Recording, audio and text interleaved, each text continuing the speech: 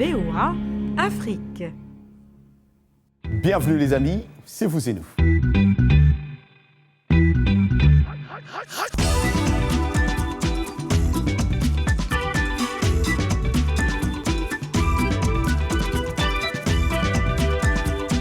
Je reviens de vacances et qui je trouve absente, mais vous l'avez bien deviné, Anastasie Toudiache, elle a profité de mon absence pour vite prendre ses vacances. Chez Laura Salah. Mais je blague, elle mérite bien ses vacances, mais seulement elle va beaucoup nous manquer. Alors, dans Vous et nous de cette semaine, on parlera rentrée scolaire, cette période de l'année où les parents s'arrachent les cheveux. Et d'ailleurs, nous aurons une invitée en plateau. Vous aimez le vin ? Eh bien, pour choisir votre verre à vin, nous allons dans cette émission, nous tous, apprendre l'essentiel. Nous verrons aussi comment un jeune Africain s'inspire des Patrice Lumumba et de Malcolm X pour créer son style de mode. Nos rendez-vous hebdomadaires ne manqueront pas non plus. Michel Joseph sera avec nous dans Anglais Express et nous lirons vos réponses à notre question Facebook. Alors, ici aux États-Unis, les parcs nationaux ont 100 ans. Ah oui, c'est beaucoup ça. Depuis un siècle, le gouvernement fédéral des États-Unis prend en charge la préservation des sites naturels majeurs à travers tout le pays. Parmi ces parcs figurent des destinations qui font rêver dans le monde entier. Des forêts des séquoias de Californie au Grand Canyon, en passant par les montagnes des Appalaches, les marais des Everglades ou des volcans d'Hawaï. À l'occasion du centenaire du National Park Service, le parc national des États-Unis, tous ces parcs ont organisé des événements, une raison supplémentaire pour le président américain Barack Obama de se laisser tenter.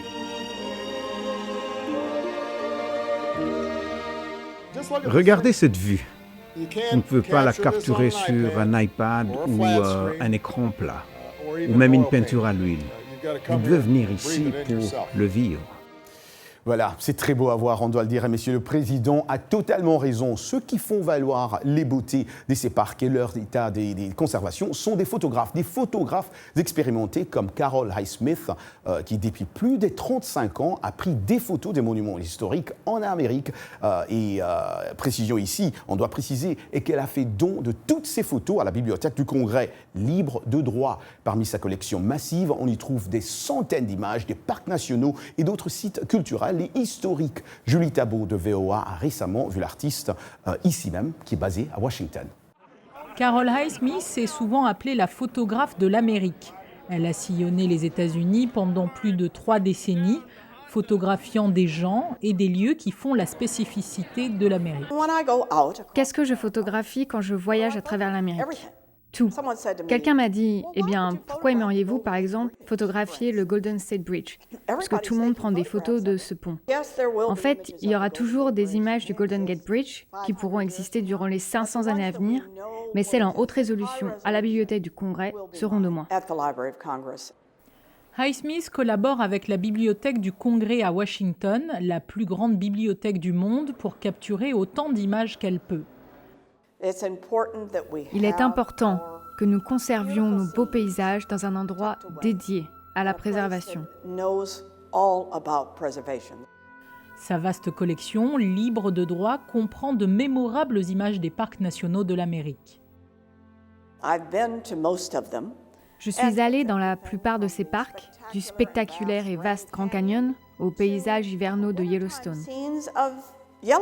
À Yellowstone, le premier parc national des États-Unis, elle a été fascinée par le bison. De toutes les images de la faune que j'ai prises, et j'en ai pris beaucoup, celles des bisons sont les meilleures, dans le sens où ces animaux semblent sortir d'un monde d'il y a 100 000 ans. Donc, vous regardez ce paysage magnifique de Yellowstone en hiver, et à l'automne et au printemps, vous voyez les bébés bisons, les veaux, et vous vous demandez, ce paysage sera-t-il toujours là ? Highsmith prend des photos à toutes les heures, dans toutes les conditions météorologiques. Elle a même dû faire face à sa peur de l'avion. Donc je suis enfin arrivée en Alaska pour me rendre au parc national Denali. Je loue un avion et, chemin faisant, je ne cesse de me demander comment pourrais-je me sortir de tout cela. Puis je me suis dit, tu dois le faire. Alors je l'ai fait. Mais pour photographier le glacier Ruth, qui est énorme, et de savoir que peut-être un jour il sera parti, c'était vraiment une expérience formidable. C'est cette peur que des paysages et des monuments américains emblématiques disparaissent un jour qui motive Highsmith. Ils disent que Yellowstone pourrait tout simplement exploser. Est-ce qu'il y aura encore des bisons à Yellowstone? Et le monument Washington? Nous avons eu un tremblement de terre ici à Washington DC et tout cela aurait pu s'effondrer. Donc je suis juste là pour le capturer tel qu'il est maintenant. Certaines de ces expériences ont été particulièrement significatives. Je suis donc au Théâtre Ford, 150 ans après la mort de Lincoln, à cet endroit. Il y avait là des reconstitueurs. Parmi eux, un homme tenait une bougie et c'était ainsi que le visage de Lincoln était illuminé. Et je me disais, waouh, on pouvait presque sentir ce que ça devait faire comme impression d'être là ce soir-là. J'ai aussi photographié, par exemple, le manteau que Lincoln portait le soir de sa mort, avec des taches de sang. Donc, le fait d'être près de ces artefacts, c'est tout simplement incroyable.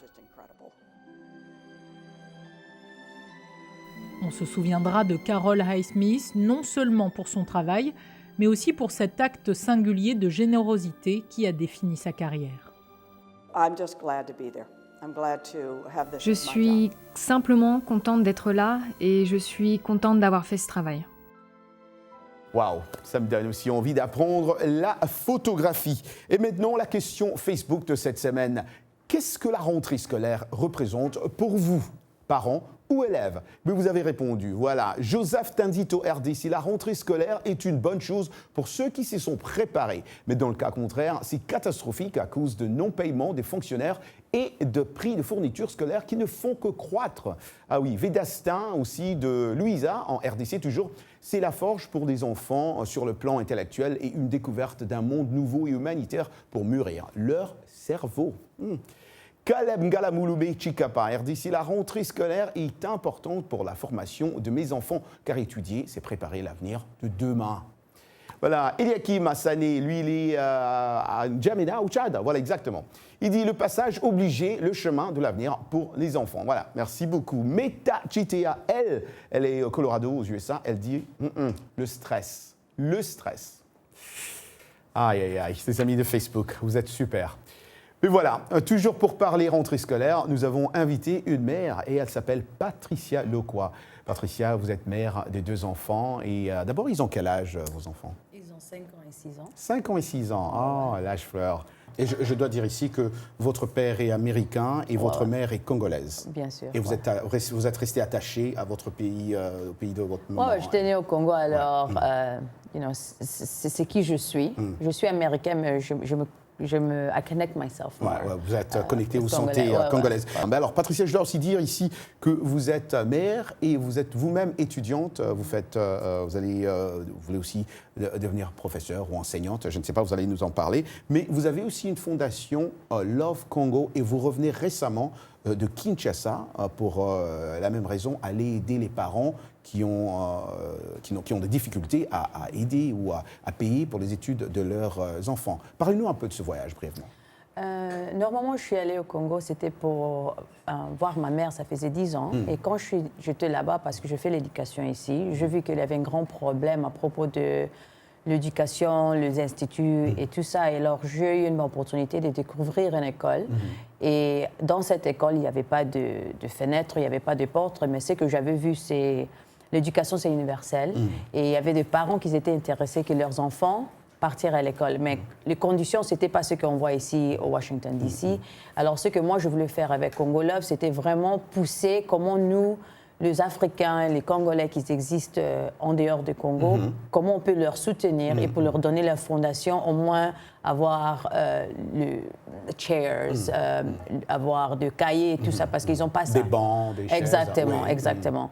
Et ce que moi, je voulais faire, c'est premièrement parler avec les parents et voir c'est quoi leurs enquêtes et en même temps voir avec mon éducation et comme un parent, comment moi je peux aider ces enfants pour leur donner un peu une opportunité avec le moyen que moi j'ai. Et évidemment, vous avez vu que les conditions ou le stress qu'ils ont là-bas et que vous, parents américains, vous avez ici, c'est pas la même chose. Non, complètement pas. Le stress, c'est plus qu'on veut que notre enfant aille à l'école, l'éducation, pour leur préparer pour rentrer dans la communauté. Mais ce qui est différent entre ici et là-bas, c'est là-bas, tu dois payer pour le cahier. Normalement, le gouvernement devait payer, ça doit être public, mais c'est les parents qui payent tout ça. Et en même temps, tu dois essayer de voir est-ce qu'on va manger aujourd'hui ou bien est-ce qu'on va envoyer l'enfant aller à l'école. Aux États-Unis, c'est un peu plus différent parce qu'ils ont des organisations et le gouvernement aide les gens qui ne peuvent pas envoyer à manger à l'école avec les enfants. Mais en Afrique et en Congo, donc, ça n'existe pas. Et c'est quelque chose que je crois que les gens ne sachent même pas que ces genres de moyens existent dans des autres pays parce qu'ils n'ont jamais vu ça. Alors quand moi je pars et je leur parle, je dis, normalement ça devait être comme ça. Normalement le gouvernement, leur responsabilité c'est comme ça. Eux, ils n'ont jamais entendu ça. Alors au lieu de dépendre dans le gouvernement, c'est à nous de le faire et c'est à nous de créer des moyens pour que ces enfants à l'école. Comme un Congolais, je crois que c'est mon responsabilité et tous les Congolais qui ont des moyens. Alors Patricia, vous êtes mère, je le disais au début, mais c'est quand, dites-nous un peu, c'est quand le meilleur moment de préparer la rentrée scolaire de ces enfants? C'est quand le meilleur moment pour un parent? Pour moi, normalement, le dernier jour de l'école, l'année avant, une semaine après, parce que normalement, c'est le temps que tu peux acheter les habits qui sont un peu plus moins chers. C'est quand donc, juste quand l'année scolaire finit, une semaine après? Oui, une semaine, tu commences. C'est pas que tu fais tout. Pour acheter les habits, parce que tu sais que la plupart des temps, tu veux voir qu'est-ce que mon enfant va porter. C'est le temps que tu commences à regarder c'est quoi le prix pour les enfants. En même temps, pour moi, avec l'éducation, je continue pendant toute l'année. Et c'est pas le premier jour de l'école que tu commences à dire « OK, je dois me préparer ». Parce que les enfants, tu sais qu'aujourd'hui, elle a 6 ans, l'année prochaine, elle va avoir 7 ans. Comment je peux lire à la maison et prendre de livres, de petits matériels pour le préparer pour le next step, par exemple. Exactement, parce que ça, c'était aussi une autre question que j'allais poser, évidemment, Patricia. Je voulais dire, qu'est-ce que les parents doivent faire pour faciliter aussi la première rentrée scolaire de l'enfant? Pour moi, j'allais dire, plus c'est lire au moins 20 minutes par jour avec tes enfants. Cherche le temps pour lire parce que ça va leur aider. Et en même temps, la plupart du temps, à l'école, on concentre trop avec les études. C'est très important que les enfants sortent de la maison, et especially at a very young age. Les enfants jeune, qui sont jeunes. Ouais, parce que ça va leur permettre to learn social skills. Et ça, c'est très important quand tu pars à l'école avec d'autres enfants parce que on part à l'école pas nécessairement pour apprendre, mais on part aussi pour savoir comment communiquer avec les gens. Alors, toutes ces choses, au lieu de rester à la maison, sort, amène-le à la piscine, faire des activités avec eux, le musée, tout ça, c'est très important parce que quand tu rentres à l'école, tu peux parler à propos de ça. Et il y a une fondation qui va vraiment les aider pour aller dans notre step. Très bien, l'autre étape. Merci beaucoup, Patricia. C'est toujours un plaisir de parler à une mère et on apprend toujours. Merci, Patricia. Il n'y a pas de problème. Patricia Loquois. Mais voilà, les amis, on reste ensemble dans quelques secondes. Vous et nous, part 2.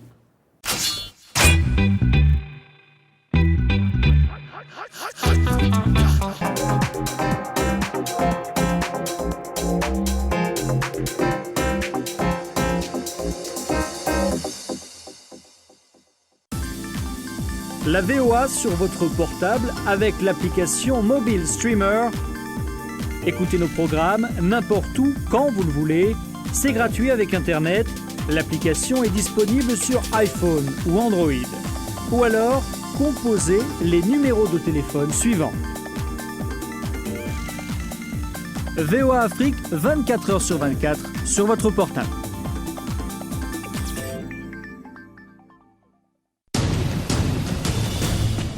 En plus de nos programmes sur FM et ondes courtes, La Voix de l'Amérique est en votre compagnie 24 heures sur 24 sur Internet. Djamena, d'une trentaine de représentants d'un syndicat d'étudiants. Notez notre nouvelle adresse voaafrique.com. Tous les derniers développements sur l'actualité africaine et mondiale. Reportages photos et vidéos et vos commentaires sur voaafrique.com. À tout de suite. Washington Forum, le décryptage hebdomadaire de l'actualité et des sujets qui vous touchent dans votre vie quotidienne. Débat en profondeur, interactif, aller au-delà de la nouvelle. Une perspective à partir de Washington sur des questions importantes. De Kinshasa à Abidjan via d'autres capitales mondiales. Washington Forum. Washington Forum. Depuis Washington jusqu'à chez vous, en passant par d'autres parties de la planète, Washington Forum, votre rendez-vous sur la VOA.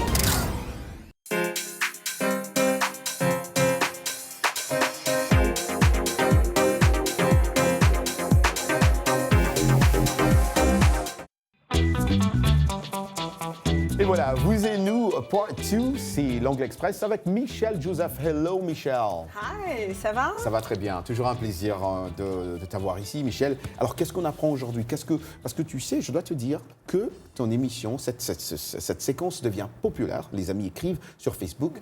Ah oui, ils attendent. Great. Ah. Tu sais jouer aux jeux de table?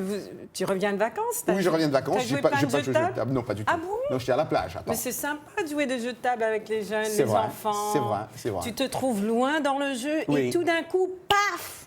Tu dois retourner à la case départ. Back to square one. Ah, back to Si vous square n'êtes one. pas familier avec l'anglais américain, vous aurez beaucoup de mal à comprendre cette expression. Back to square one, retour dans la case départ. Where and what? Qu'est-ce que ça veut dire? Où est-ce que ça se trouve, cette case de départ? Que représente-t-elle et pourquoi y retourne-t-on parfois? Écoutons pour comprendre. I'm not having a good day. I'm sorry to hear that. What happened? My boss did not like my video project.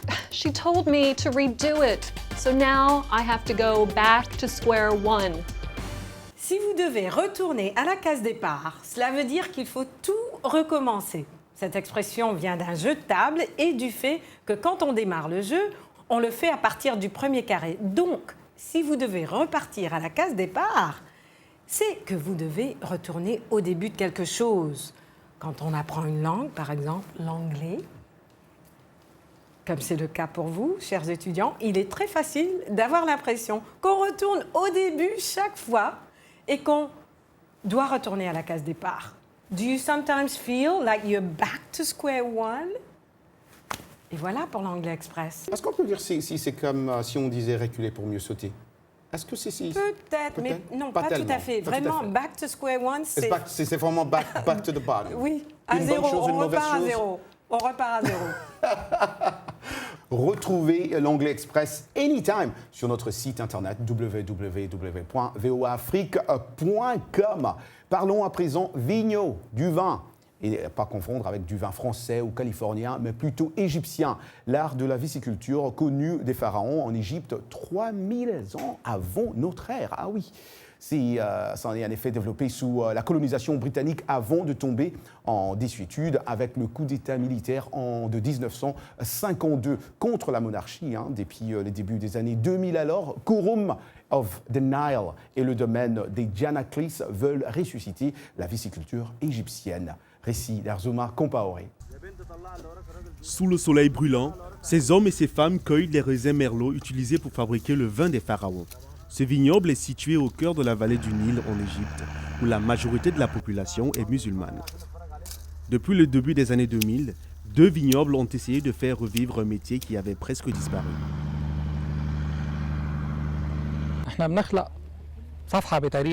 Nous tournons une nouvelle page dans la production de vin. Tout ceci n'est qu'une phase d'essai jusqu'à ce que nous devenions vraiment un véritable pays producteur de vin. Nous avons besoin de planter des vignes dans des endroits différents, avec différents types de raisins, de telle sorte que nous puissions définir le type de vigne à planter selon les endroits.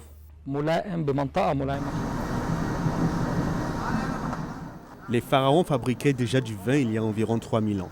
L'industrie s'est également développée sous la domination britannique au XIXe siècle. Aujourd'hui, une douzaine de vins rouges, blancs et rosés produits localement sont sur le marché. Certains ont même remporté des prix internationaux. Il a fallu s'adapter un petit peu aux conditions climatiques sévères extrêmes. Donc nous avons développé des systèmes d'irrigation tout à fait spéciaux. Nous avons des systèmes d'humidité qui mesurent donc tous les jours l'humidité du sol, l'humidité de la plante. La renaissance du vin égyptien est une bonne nouvelle pour les restaurants branchés du Caire. Cette industrie naissante est encore loin de rivaliser avec les poids lourds internationaux, mais les propriétaires des nouveaux vignobles égyptiens espèrent faire un nom pour eux-mêmes sur les marchés asiatiques.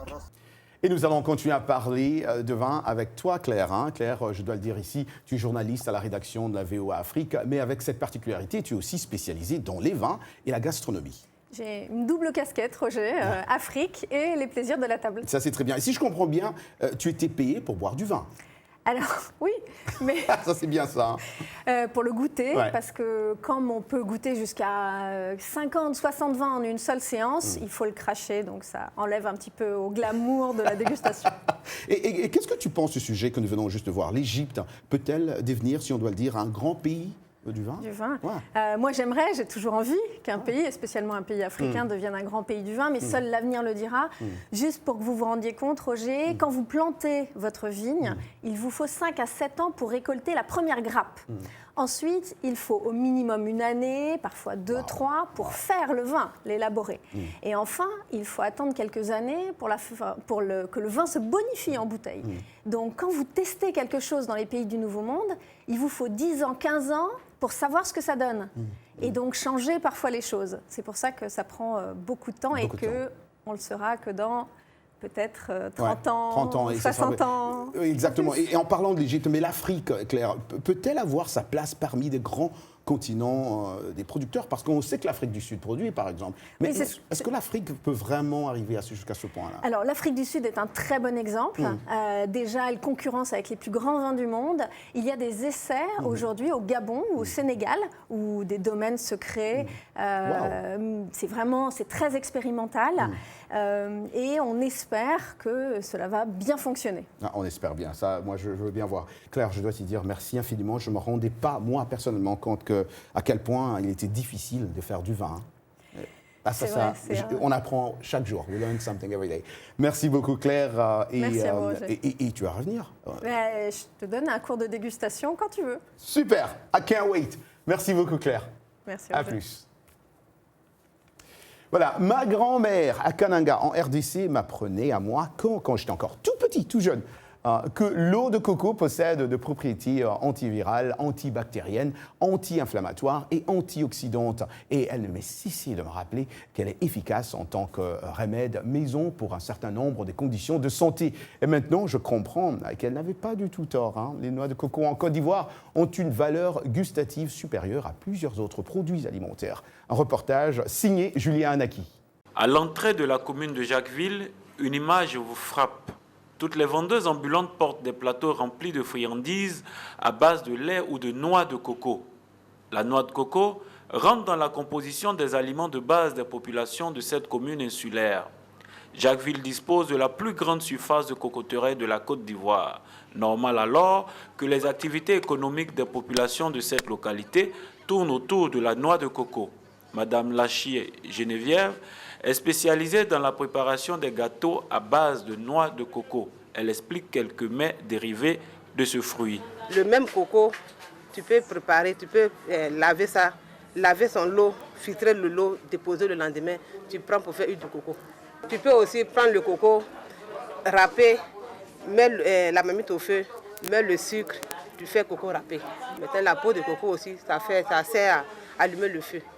À l'aide de la noix de coco, on fabrique aussi du charbon de chauffe.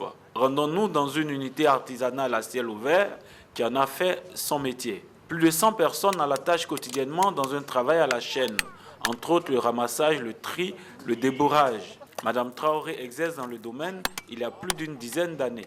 Faire le charbon, casser le coco pour utiliser les coques pour faire le charbon. C'est difficile. On ne sait pas ce qu'on va faire à part ça. La coque obtenue est mise en barrique pour être chauffée. Le charbon de chauffe de la noix de coco obtenu après 5 heures de travail à partir de sa mise en barrique est dit être non toxique et qualifié de bio. Ces unités artisanales à ciel ouvert sont légion dans la localité de Jacquesville. Les unes pour la production de l'huile de coco, les autres pour la fabrication du savon et la production d'engrais organiques. Autre côté bénéfique de la noix de coco, ignorer des populations de Jacquesville ses propriétés thérapeutiques. Mes amis, écoutez les conseils de vos grands-mères, c'est très très très important. Passons maintenant à la mode ou fashion, ou même à la sape, pourquoi pas. Qui aurait cru qu'un militant de droits de l'homme et un ex-premier ministre allait inspirer un jeune diplômé ougando-rwandais résidant à Kigali? Son nom Matthew Tayo Rugamba, il s'inspire des années 60 avec les indépendances africaines, notamment avec le style de Patrice Emery Lumumba et Malcolm X, pour donner l'originalité et l'identité de ses créations. Un reportage de Maurice Magoran. House of Tayo est une marque d'un jeune styliste rwandais du nom de Matthew Rugamba. Âgé de 26 ans, ce jeune a voulu moderniser la pagne, communément appelée le kitenge en Afrique. en faisant des accessoires, des habits et autres objets. House of Tayo est une ligne de vêtements et d'accessoires pour hommes. Je l'ai commencé quand j'étais à l'université vers 2011. Et c'est en 2013 que je m'y suis mis à plein temps. Ce jeune diplômé ougando-rwandais vit aujourd'hui au Rwanda. Il s'inspire des années 60 avec les indépendances africaines, notamment avec le style de Patrice Lumumba et de Malcolm X. Voyez les années 60, lorsque naissait le mouvement pour l'indépendance. Vous noterez une vraie fusion de style entre l'Afrique et l'Occident.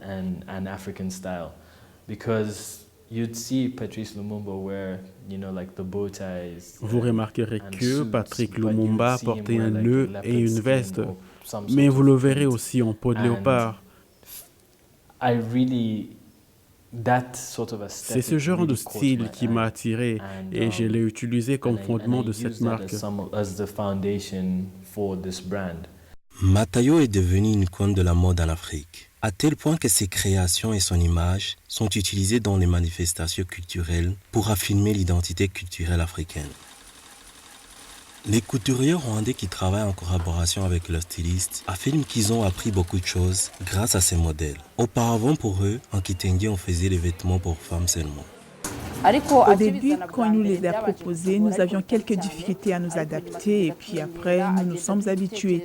Il partageait ses idées avec nous, nous les faisions part des nôtres et finalement, ça a été bon. Le jeune styliste va plus loin. Il envisage d'élargir ses activités vers l'Afrique de l'Est et l'Amérique du Nord.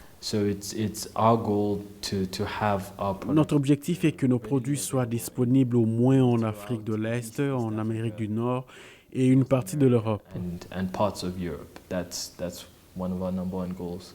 Ces créations sont actuellement considérées comme des produits de luxe parce que les matières premières proviennent de l'extérieur. Mais son rêve dans l'avenir est de faire les produits accessibles à tout le monde. Ah, la mode, quand tu nous prends. Et voilà les amis, c'est tout pour aujourd'hui. Un moment pour moi de dire merci à toute l'équipe de Vous et Nous qui a réalisé cette émission et à tous les téléspectateurs qui nous regardent sur Vox Africa. So long.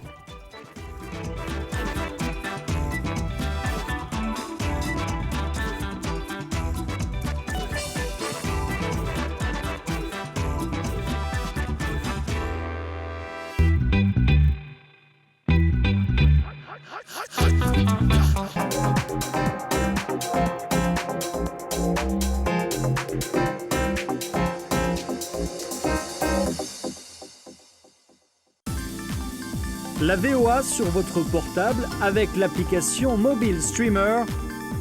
Écoutez nos programmes n'importe où, quand vous le voulez. C'est gratuit avec Internet. L'application est disponible sur iPhone ou Android. Ou alors, composez les numéros de téléphone suivants. VOA Afrique, 24 heures sur 24 sur votre portable.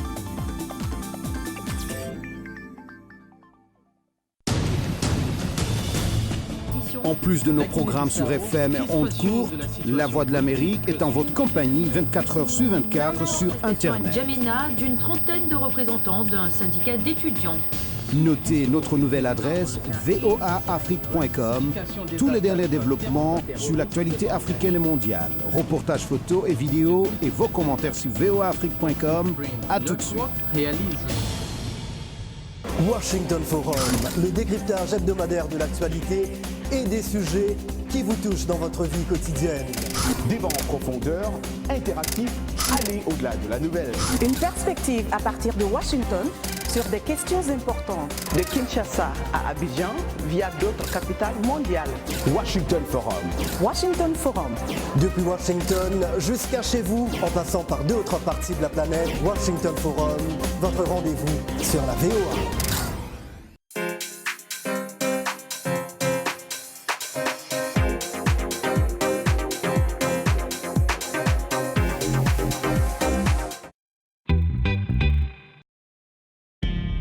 VOA Afrique.